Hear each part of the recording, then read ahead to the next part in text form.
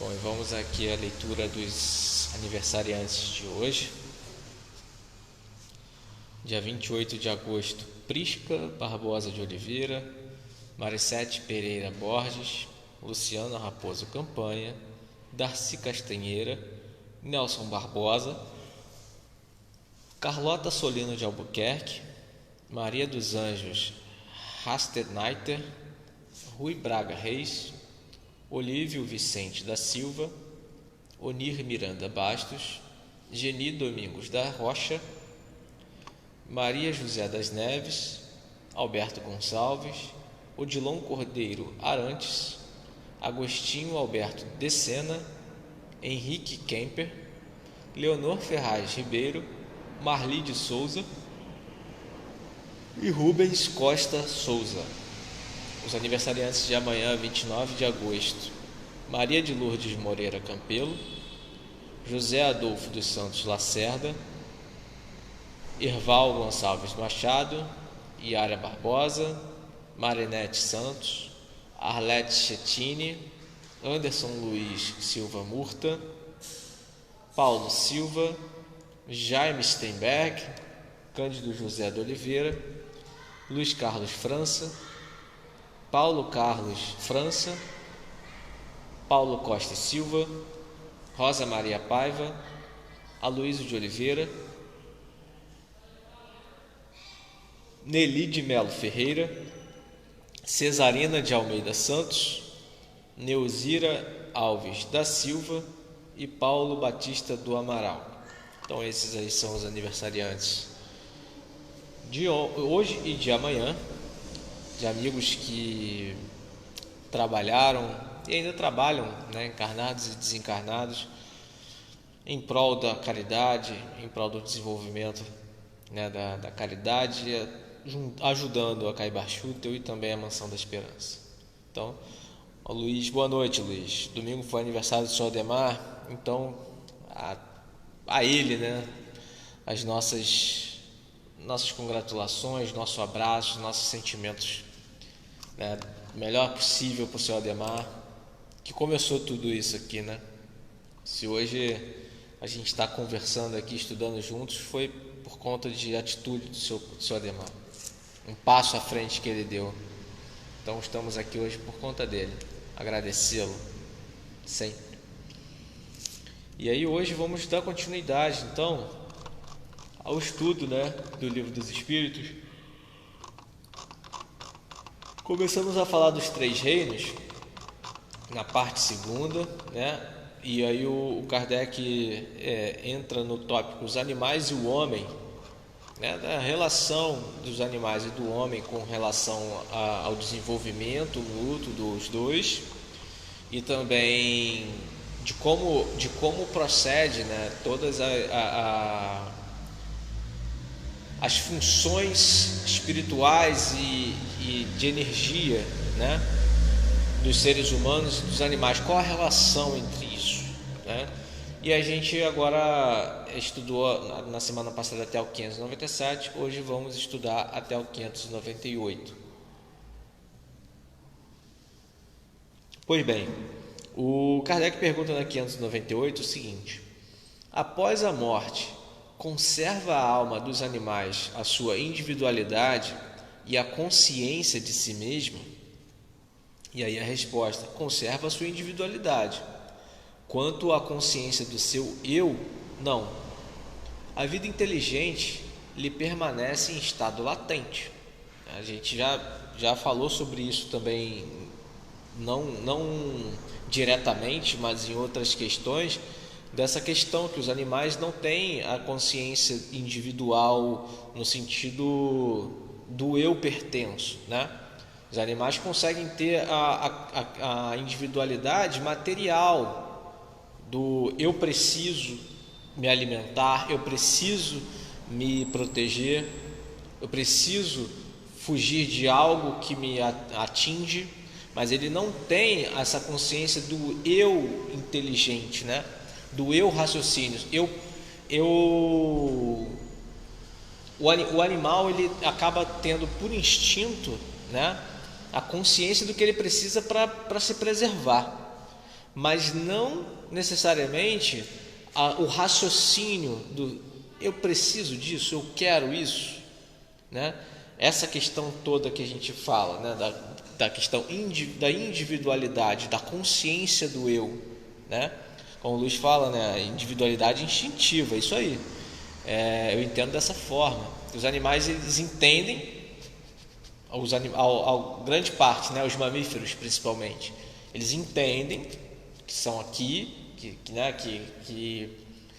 que são eles mesmos, mas a forma, né, material dele trabalha com uma questão totalmente instintiva. Preciso me alimentar, preciso me proteger, preciso beber água e por aí vai, né? E aí no 599 o Kardec pergunta: a alma dos animais é dado escolher a espécie do animal que encarne? E aí a resposta: não, pois que lhe falta livre-arbítrio. Os animais não têm livre-arbítrio, né? A energia deles ainda é muito bruta para isso, né? A energia que eu falo no sentido mesmo da questão espiritual, né? É muito bruto.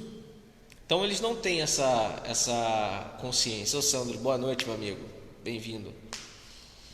No 600 o Kardec pergunta: sobrevivendo ao corpo em que habitou, a alma do animal vem a achar-se depois da morte num estado de erraticidade como a do homem? Ou seja, existe um estado de erraticidade para animais assim como existe para os seres humanos? E aí a resposta: fica numa espécie de erraticidade, pois que não mais se acha unido ao corpo, mas não é um espírito errante. O espírito errante é um ser que pensa e obra por sua livre vontade. De idêntica faculdade não dispõem os animais. A consciência de si mesmo é o que constitui o principal atributo do espírito. O do animal, depois da morte, é classificado por quem? Pelos espíritos, a quem incumbe essa tarefa, e utilizado quase imediatamente. Não lhe é dado tempo de entrar em relação com outras criaturas. A gente já não estudou também, inclusive, que existem espíritos, né, que ajudam, né, a organização da natureza. A gente já estudou isso aqui, né? Que na ordem dos espíritos existem espíritos que cuidam, né, ajudam na organização da natureza. E aqui está um grande exemplo desse trabalho, né, desse exercício. Existem espíritos que conduzem, né, como ele fala aqui, essa espécie de erraticidade animal, para que os animais possam também cumprir seu ciclo aqui de existência, aqui neste orbe, pelo menos, né, nesse planeta Terra. Como ele fala, os animais ficam numa espécie de erraticidade porque não estão mais unidos ao corpo. Aquela energia não está mais unida ao corpo material. Mas não é um espírito errante porque não tem consciência, não tem ainda o desenvolvimento como um espírito real, né? Um espírito real, digo nós, né? Os animais não têm essa questão. Então, como ele fala, a consciência de si mesmo é o que constitui o principal atributo do espírito, e os animais não têm isso, né? E aí, finalizando, ele fala que o animal, depois da morte, é classificado pelos espíritos que incumbem essa tarefa. Aqueles espíritos em qual comentamos, que ajudam a organização da natureza, né? E são utilizados quase que imediatamente. E não tem tempo de entrar em relação com outras criaturas, até porque não faz sentido ter. Eles não têm consciência. Então, essas criaturas elas vão entrando ali, né, em novas experiências materiais, também desenvolvendo. E mais abaixo a gente vai entender melhor como se procede esse desenvolvimento, né? Tem a Márcia falando aqui, vamos lá. Infelizmente, alguns são vestidos e tratados como bebês, mas não podemos esperar que eles ajam como crianças. Se permitirem, eles vão correr, se sujar, cheirar um ao outro, latir, etc. São verdadeiramente como são.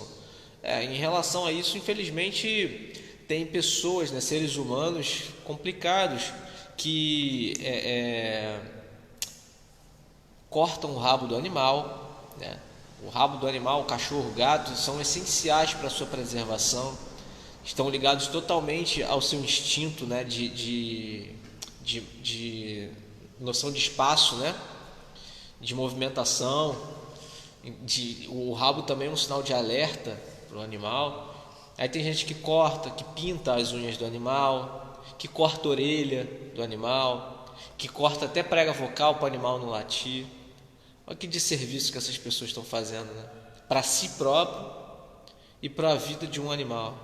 Então, assim, enfim, são pessoas que precisam ainda se adiantar bastante e atrapalhando a existência desse animal, inclusive, né? E no 601, o Kardec pergunta: os animais são sujeitos como o homem a uma lei progressiva? Olha aí, ó.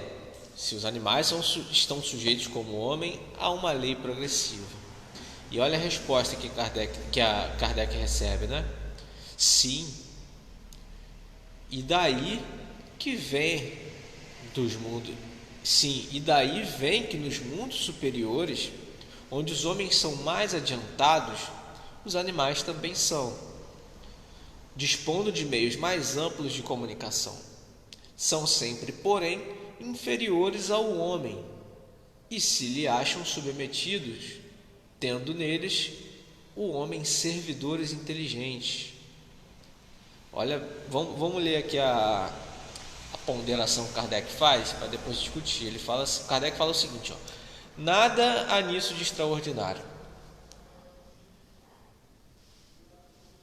Tomemos os nossos mais inteligentes animais, o cão, o elefante, o cavalo, e imaginemo-los dotados de uma conformação apropriada a trabalhos manuais, que não fariam sob a direção do homem, né?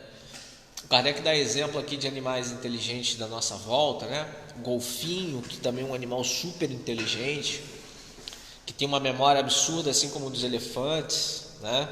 E ele fala que os animais acabam... Lembra, no estudo da semana passada a gente falou que como somos crianças, a gente aprende lá na escolinha, que no livro de estudos sociais, que o animal foi criado por Deus para ajudar o homem, né? Para servir ao homem. E na verdade eles vêm para nos ajudar, né? Não para nos servir. É diferente, né? Eles trabalham conosco no nosso desenvolvimento e a gente com eles, mas agora eles não são nossos escravos, né? Eles não estão aqui para serem submetidos de uma forma pejorativa, né? Mas você pega uns animais desses inteligentes dessa forma, imagina, o cavalo nos auxilia, né? Hoje o gado nos auxilia, os animais domésticos nos auxiliam de alguma forma, né? Com companhia, com diversão.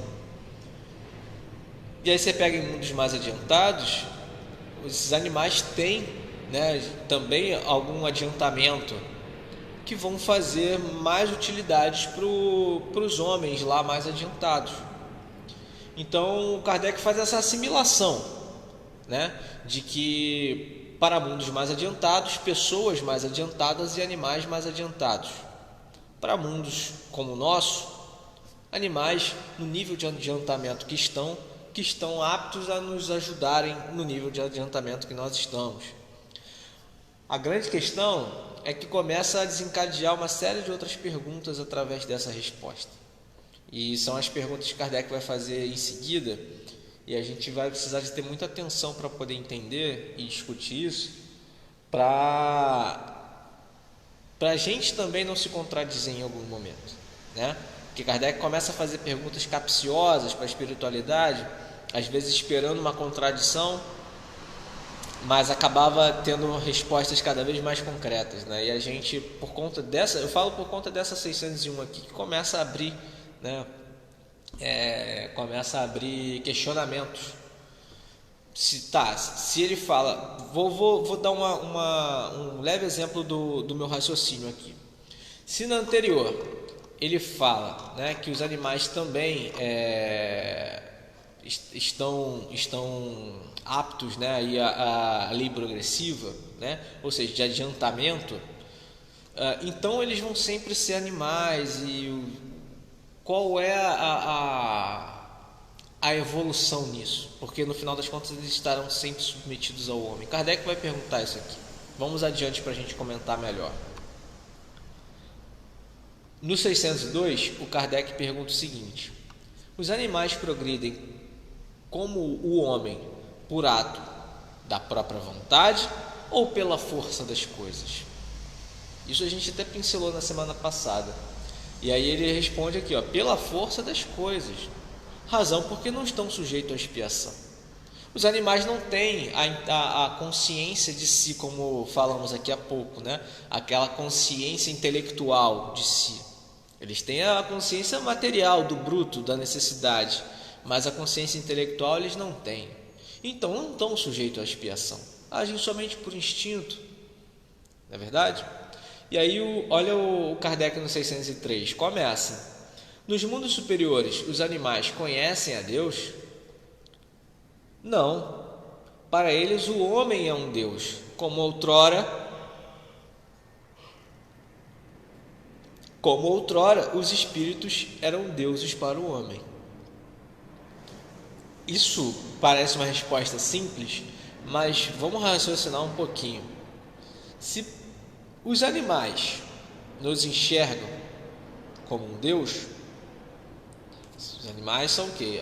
Seres ali irracionais, né? Ainda em um baixíssimo desenvolvimento, e nos enxergam como Deus. E outrora nós, aqui seres humanos, enxergávamos espíritos como deuses. A assimilação, né, que é feita com relação ao nosso baixo desenvolvimento em outras épocas, ainda estamos, né, mas como era menor, porque a gente também já falou sobre isso aqui, né, a questão de como os povos antigos veneravam seus deuses ali, que nada mais eram que espíritos, entrando em comunicação, né, com eles, provocando situações, e aí eles viam como deuses. Ou seja, os animais nos veem como provedores, como deuses. Mesma coisa nos mundos superiores ainda, né? Vamos ver o que a Márcia fala. Eles nos auxiliam principalmente nos dando o amor incondicional, né? O caso dos domésticos. Os animais nos ensinam também sobre respeito, necessidade, etc. Só caçam para comer e não por entretenimento, entre outros bons exemplos que nos dão. Exato, né? Eles caçam conforme a sua necessidade de alimentação e normalmente brincam entre si, né? Até de outras espécies, animais de outras espécies brincam entre si.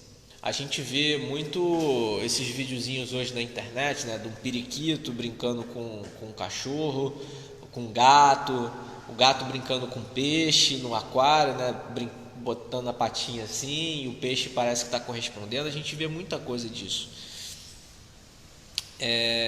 que mostra que os animais têm ali, né, uma espécie, né, uma espécie de entendimento do outro, né? Que o outro também está vivo ali, mas claro que caçam para sobreviver e caçam, né, para poder comer, se alimentar e tudo mais, mas a gente não entra nesse quesito agora. Dentro desse assunto, eu vi uma notícia hoje muito interessante, ou foi na CNN ou foi no G1, eu não lembro, foi um dos dois, que um mergulhador nos Estados Unidos é amigo há 10 ou 11 anos de uma tubarão.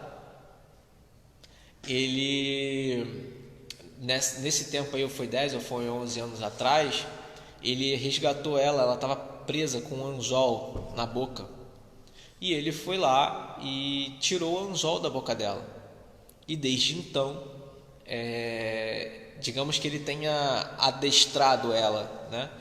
E ele sempre mergulha no mesmo ponto, ela sempre reconhece ele, eles brincam, eles se comunicam através de espécies de sinais. A gente está falando de um tubarão, um animal marinho, né?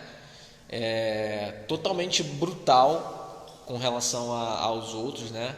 E tem foto, postaram foto lá e tudo mais, né, dele com ela, alisando a cabeça dela. E ela parece um cachorro alisando, que baixa a cabeça para você alisar. Um tubarão, gente. Né? A gente também vê exemplos de alguns adestradores aí também com tigre, né, com leão, enfim. Claro que não é recomendado, a gente não está falando isso aqui para poder chegar e abraçar todos os animais. Ah, que bom, um leão ali no zoológico, vou abraçar porque eu não sou ameaçador para ele. Não, a gente está falando disso. É porque você vai botar sua integridade em risco.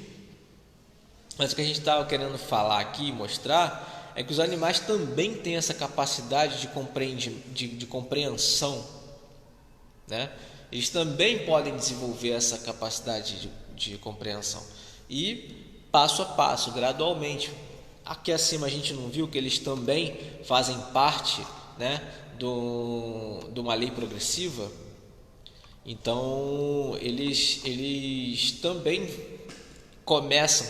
E como falamos aqui também, no 602, o Kardec pergunta se os animais como o homem progride por ato, né, da própria vontade ou se é pela força das coisas. E a resposta é que é pelas forças das coisas. Na semana passada, inclusive, a gente falou um pouco sobre isso também, né? Que o homem, utilizando dos seus recursos, acaba promovendo, né, essas coisas que acontecem com os animais, e muitas vezes acaba sendo negativo, né? Mas a gente deu até o exemplo, né, da caixa, né, do cubo, de limitação que o animal pode chegar e que a gente pode explorar até dentro dessa caixa, até os limites dessa caixa. E digamos que esses animais que a gente está dando exemplo aqui de contato com seres humanos estão dentro dos limites dessa caixa, né? Então, para você ver, são as forças das coisas trabalhando para que esses animais pouco a pouco passem, né, pelo seu desenvolvimento também. A gente parou aonde? A gente parou na 602? Me perdi aqui, deixa eu ver.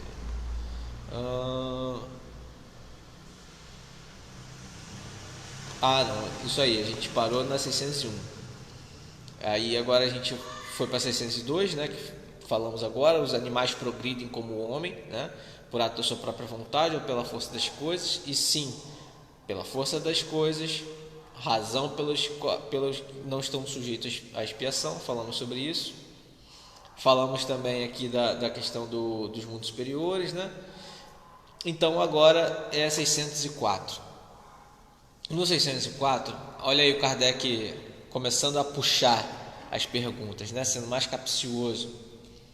Ele pergunta: pois que os animais, mesmo os aperfeiçoados existentes nos mundos superiores, são sempre inferiores ao homem, segue-se que Deus criou seres intelectuais perpetuamente destinados à inferioridade, o que parece em desacordo com a unidade de vistas e de progresso que todas as suas obras revelam. Kardec nem pergunta, gente. Kardec joga assim, ó. Então tá, fiz esse monte de perguntas, você me respondeu esse tanto de resposta. Então, de acordo com o que você está me respondendo, aí vem isso aqui: pois os animais mesmo aperfeiçoados existentes no mundo superiores são sempre inferiores ao homem. Segue-se que Deus criou seres intelectuais perpetuamente destinados à inferioridade e parecem em desacordo com as unidades vistas, né, que a gente já conversou, e de progresso que todas as suas obras revelam. Ou seja, Kardec quis pegar aí uma contradição dentro dessas últimas respostas que obteve. Mas antes da gente continuar, já falamos aqui em estudos anteriores de que ninguém está perpetuamente colocado a uma situação, né? Então, olha o que Kardec tem como resposta: tudo na natureza se encadeia por elos que ainda não podeis aprender. Assim, as coisas aparentemente mais díspares têm pontos de contato que o homem, em seu estado atual, nunca chegará a compreender.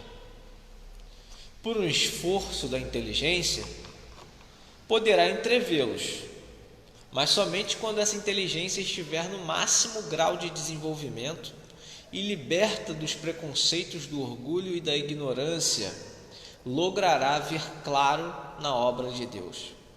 Até lá, suas muito restritas ideias lhe farão observar as coisas por um mesquinho e acanhado prisma.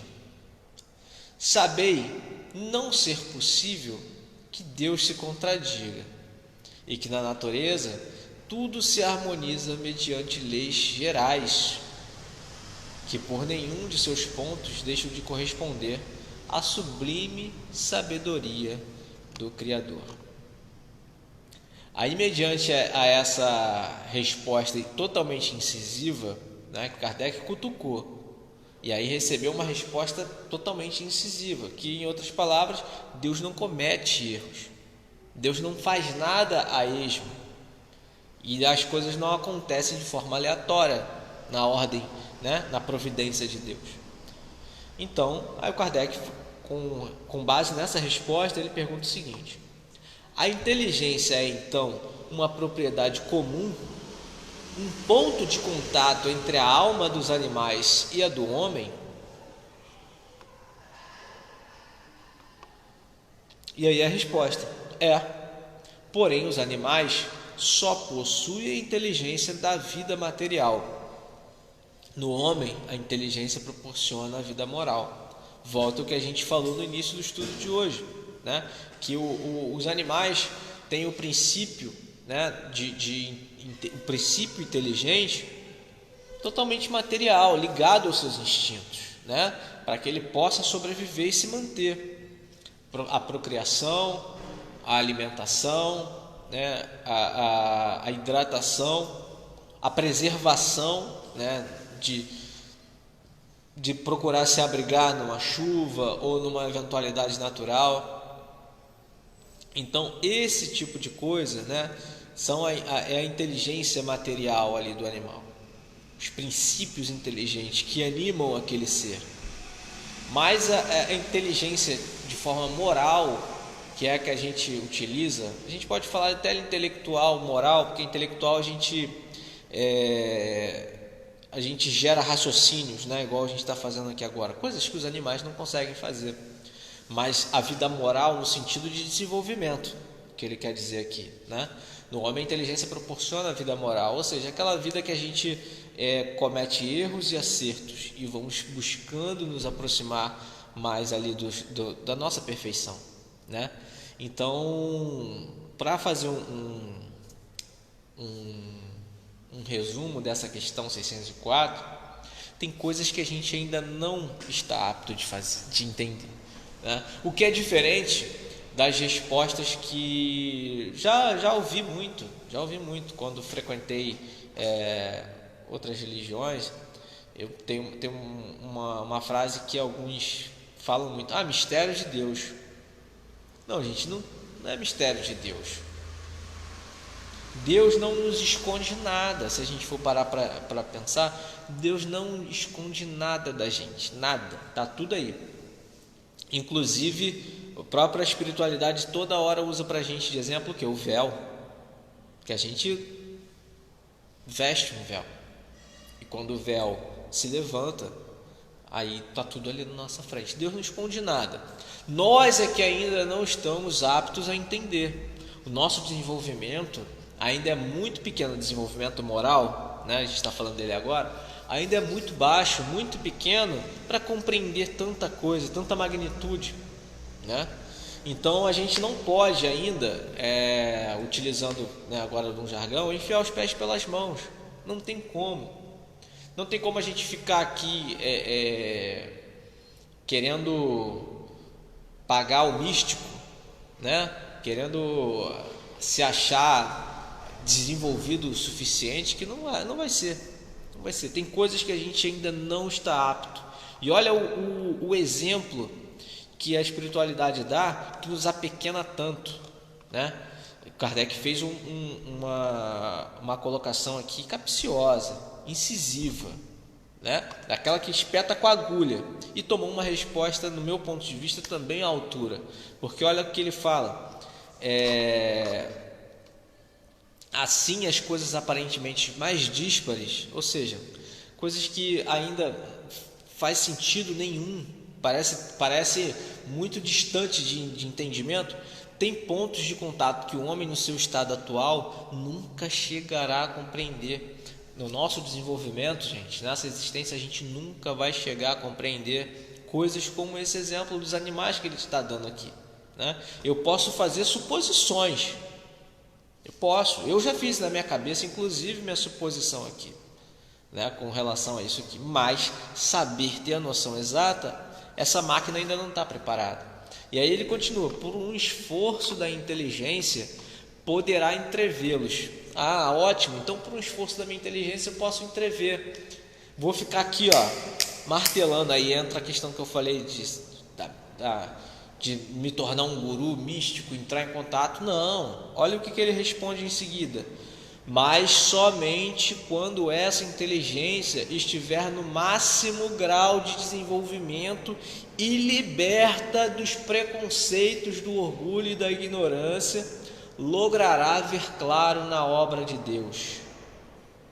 Olha, gente, a condição para se ter um fio assim, quase que transparente, um fio de ideia do que pode acontecer. É uma condição muito pesada que a gente não tem como. Olha lá, até lá suas muito restritas ideias lhe farão observar as coisas por um mesquinho e acanhado prisma. Mesquinho ainda por cima, né?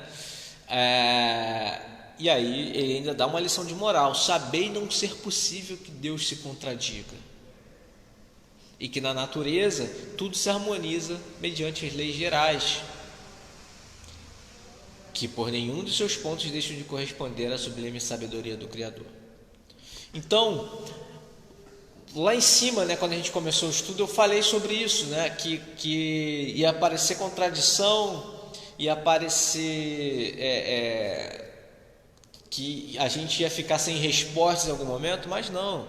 A gente acaba entendendo aqui que toda essa parte ainda precisamos caminhar muito, né? Não significa que nós não vamos ficar sem resposta. Significa que a gente ainda não consegue entendê-las. E a gente vai entender.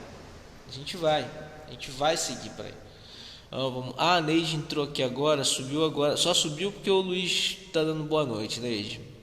Muito boa noite. É porque a Márcia falou que a net aqui também está parando, né? E eu estou com a net do tablet só aqui. Então, partindo para 605,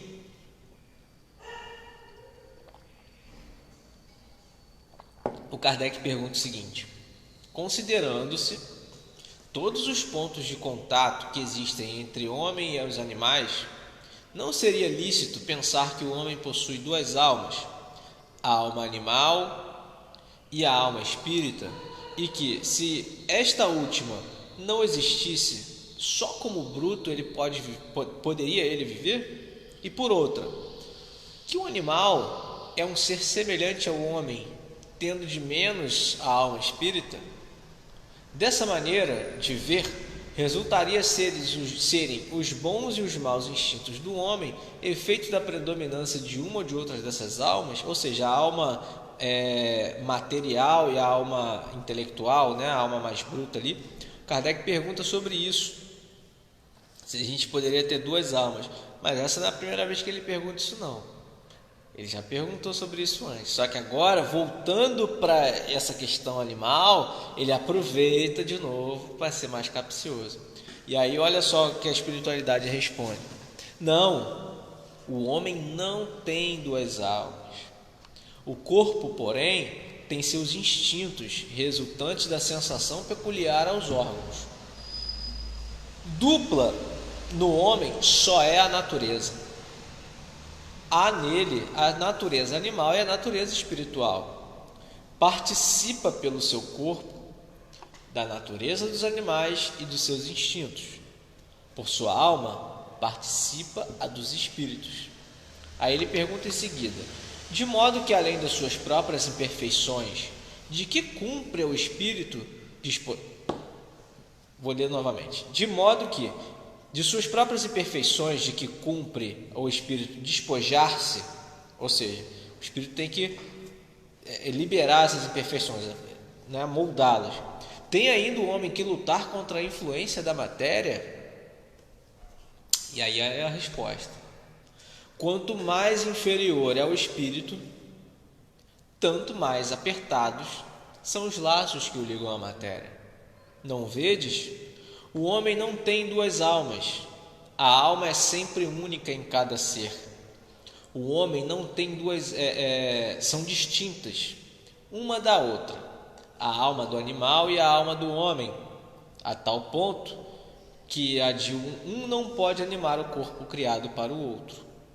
Conquanto não tem a alma animal, que por suas paixões o nivele aos animais, o homem tem o corpo que às vezes o rebaixa até eles. Por isso que o corpo é um ser dotado de vitalidade e de instintos, porém ininteligentes estes e restritos ao cuidado que a sua conservação requer. E aí o Kardec faz um adendo aqui, encarnando no corpo do homem, o espírito lhe traz o princípio intelectual e moral, que o torna superior aos animais. As duas naturezas nele existentes dão às suas paixões duas origens diferentes. Umas provêm dos instintos da natureza animal, provindo as outras das impurezas do espírito, de cuja encarnação é ele a imagem e que mais ou menos simpatiza com a grosseria dos apetites animais. Purificando-se o espírito se liberta pouco a pouco da influência da matéria. Sob essa influência, aproxima-se do bruto. Isento dela, eleva-se à sua verdadeira destinação. Ou seja, que fica entendido aqui para mim, que no final das contas, a matéria é que acaba nos mantendo nesse estado bruto, né? Porque a matéria ela é densa, já falamos sobre isso, né? E conforme for, a gente pode se aproximar ali da brutalidade dos animais de acordo com nossos pensamentos, nosso desenvolvimento, né? Nossa evolução. Como ele dá o exemplo aqui, a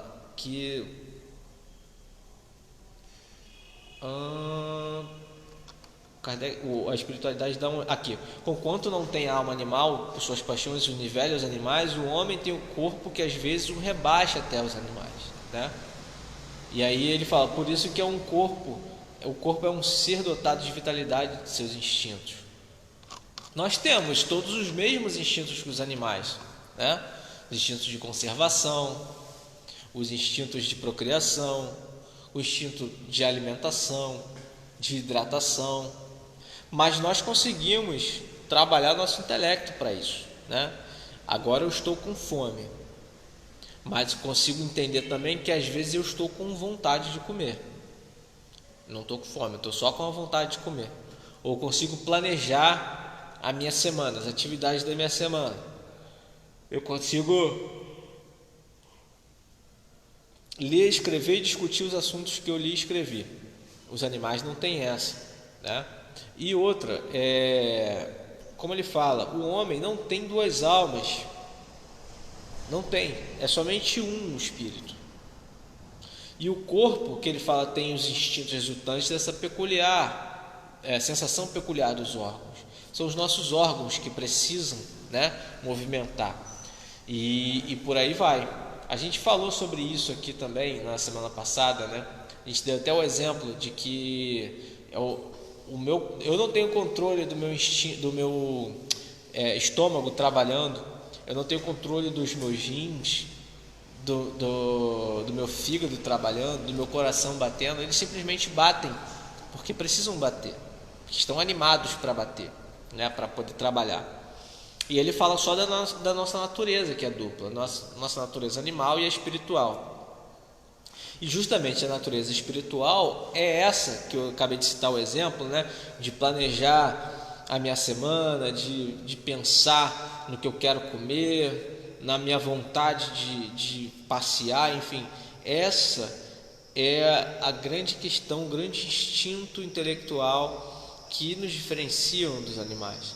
Só que tem seres humanos ainda que se rebaixam a tão brutalidade, que chegam a parecer um animal, né? Parece que estão agindo por instintos ali.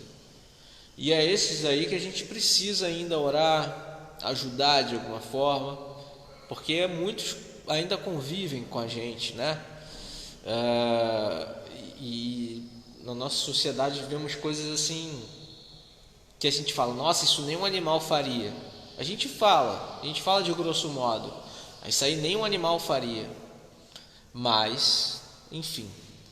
Aí o Luiz fala aqui, ó, a metria, né, a matéria tem influência nas ações do espírito, mas a fraqueza está no espírito, né, e não na matéria. E sim, eu penso, Luiz, com isso daí, não sei se você pode até continuar também falar, que a fraqueza está no espírito, né, mas a matéria ela fica suscetível. E aí o espírito tá tão fraco que a gente fica com a matéria como se ela tivesse dependência daquilo, né?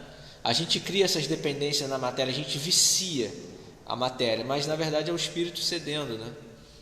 E isso é muito triste, porque a gente acaba confundindo tudo e fazendo um monte de besteira, e quando no final das contas voltamos pro que falamos sempre nas segundas-feiras aqui, né? Que é vigiar, orar, vigiar, fazer a tua parte. E fazendo isso a gente consegue não estar suscetível, né? para essas coisas aí, da influência, né? Das ações dos espíritos sobre a matéria. Mas infelizmente a gente ainda é muito fraco para isso. Claro que a gente pode mudar de uma hora para outra. Eu quero dizer, não é uma máxima, né? Mas que no recorrente a gente acaba sendo fraco. Mas se a gente quiser, a gente muda de uma hora para outra.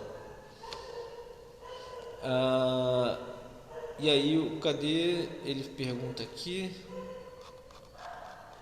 Aqui, 606. Ele pergunta: de onde tiram os animais o princípio inteligente que constitui a alma de natureza especial de que são dotados? Aí a resposta: do elemento inteligente universal. A gente já falou sobre ele aqui também. Aí o Kardec vai e pergunta: então emanam de um único princípio a inteligência do homem e a dos animais? Então emanam de um único princípio a inteligência do homem e dos animais? E aí a resposta: sem dúvida alguma. Porém, no homem passou por uma elaboração que a coloca acima do que existe no animal.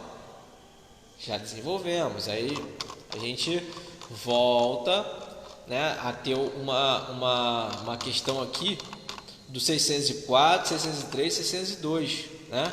E até um pouquinho da 601 também. Voltam a remeter isso daí. Cadê? 606, né? E aí essa parte que ele fala, sem dúvida alguma, porém no homem passou por uma elaboração que a coloca acima da que existe no animal, né? Passa por esses itens que a gente falou aqui agora e mostra que a gente já teve um desenvolvimento bastante adiantado, mesmo que atrasado para muita coisa, mas a gente já adiantou muita coisa, né? À medida que os animais ainda estão engatinhando, mesmo os animais nos mundos mais adiantados.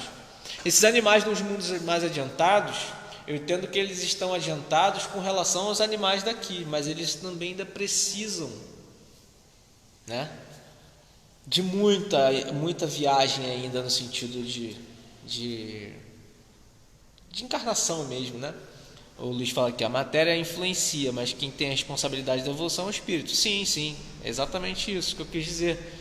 Que a gente é que acaba colocando a muleta na matéria, né? A carne é fraca, ai, não sei o que. Aí a gente gera dependências que a gente cria, acha que é o nosso corpo, né? Que faz isso, mas na verdade é o nosso espírito e precisamos cuidar. Foi onde eu falei que é a gente que precisa mudar, né? E aí olha só na 607, o Kardec pergunta: dissestes no item 190 que o estado da alma do homem na sua origem corresponde ao estado da infância da vida corporal, que sua inteligência apenas desabrocha e se ensaia para a vida. Onde passa o espírito essa primeira fase do seu desenvolvimento? Vou voltar aqui na 190, quando ele fala o seguinte, a 190, o Kardec pergunta: qual o estado da alma na sua primeira encarnação? E aí a resposta: o da infância na vida corporal. A inteligência apenas desabrocha, a alma se ensaia para a vida. Ou seja, o Kardec pergunta aqui do início, do princípio, do estado zero, né? Onde passa o espírito na sua primeira fase de desenvolvimento?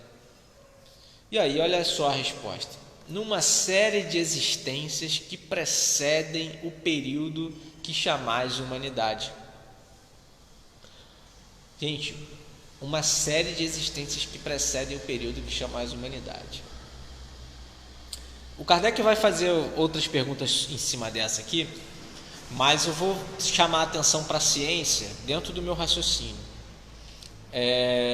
A gente já não descobriu, achamos fósseis de diversos homens pré-fase humana, pré-fase Homo erectus, né, que somos nós.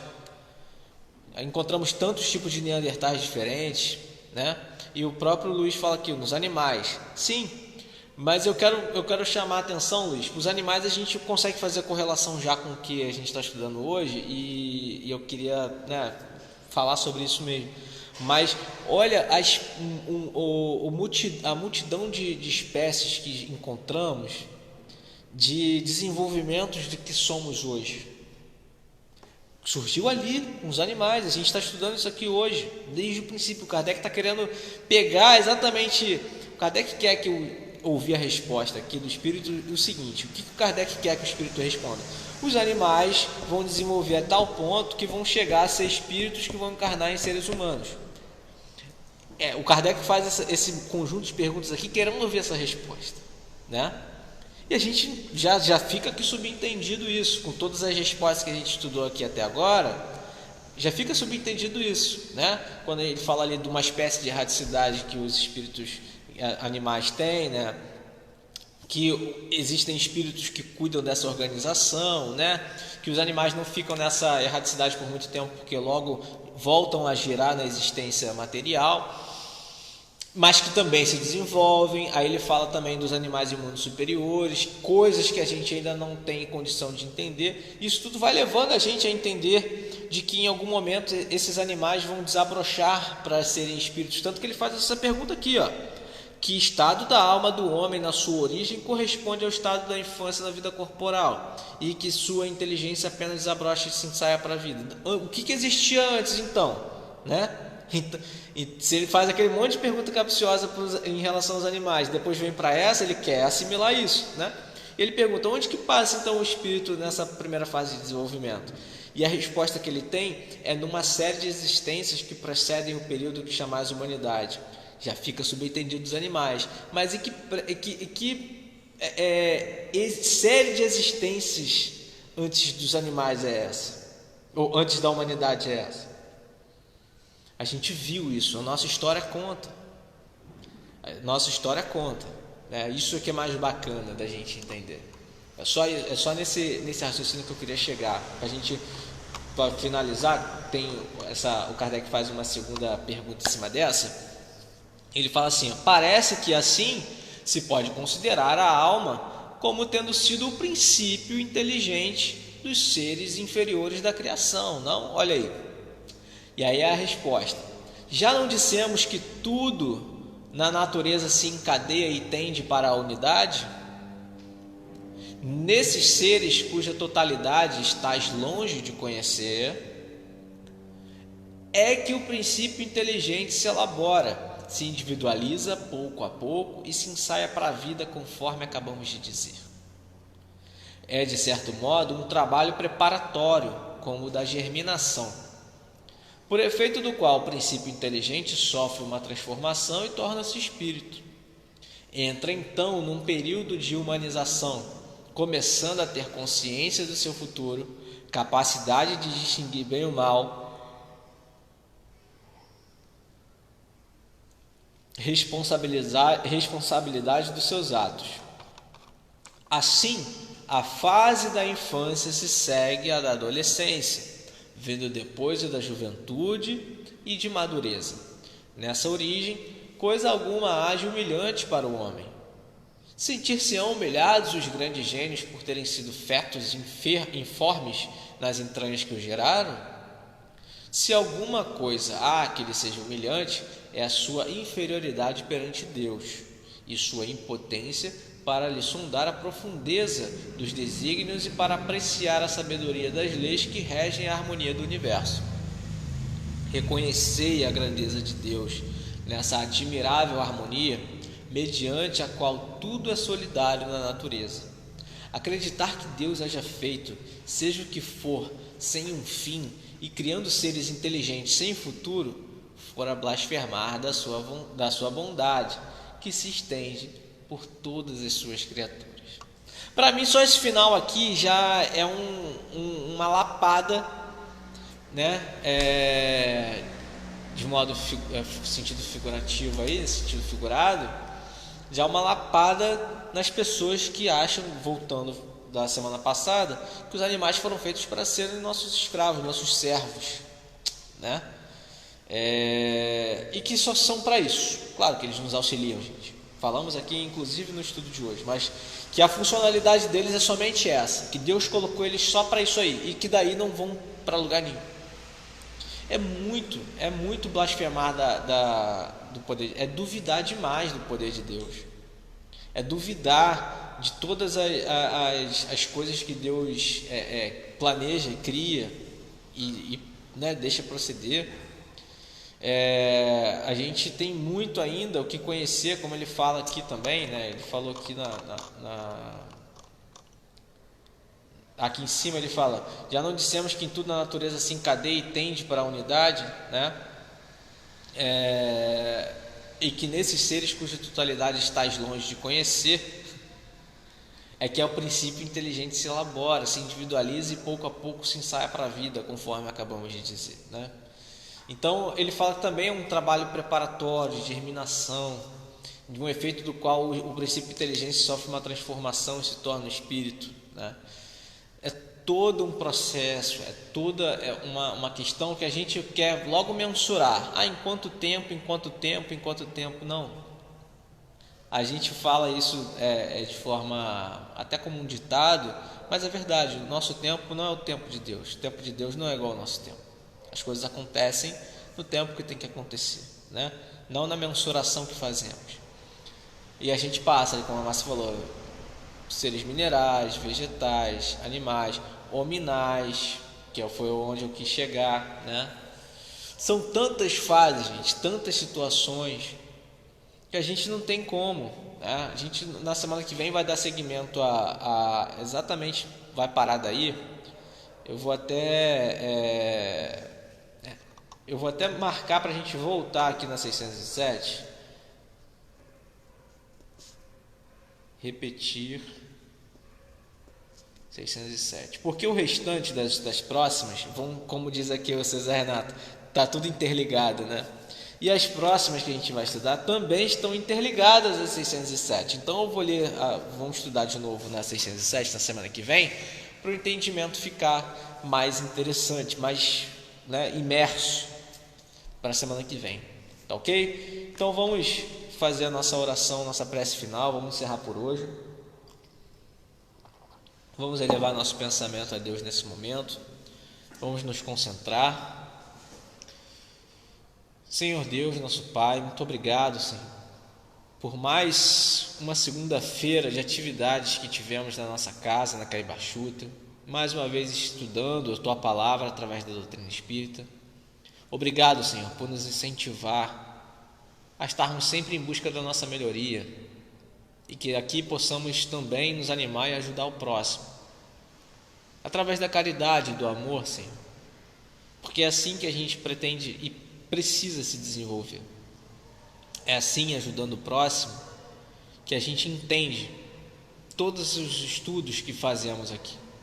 Só a sensação da caridade já nos responde, assim. Então que possamos seguir entusiasmados, que possamos seguir interligados, unidos, porque ninguém também obra sozinho.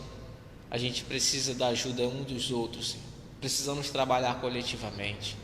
Então que possamos aprender a trabalhar e a estudar coletivamente. Que possamos deixar nossos egos, nossos orgulhos, tudo de lado, porque a gente precisa um dos outros. O que um não tem, o outro tem, e por aí se desencadeia como uma corrente. Então que possamos entender que cada elo da corrente é necessário, Senhor, para que possamos nos manter firmes, principalmente dentro da doutrina espírita. Agradeço a espiritualidade presente, aos amigos da casa da Caibachuta, por nos inspirar e nos ajudar no estudo de hoje. Em nome de Cristo Jesus, que assim seja. Graças a Deus. Então é isso, meus amigos. Muito obrigado. Começamos a semana hoje, então que vocês tenham um bom descanso. Quarta-feira, estudo de Livro dos Médiuns. Sexta-feira, o Céu e o Inferno. E é isso. Uma boa semana para todos. Um abraço.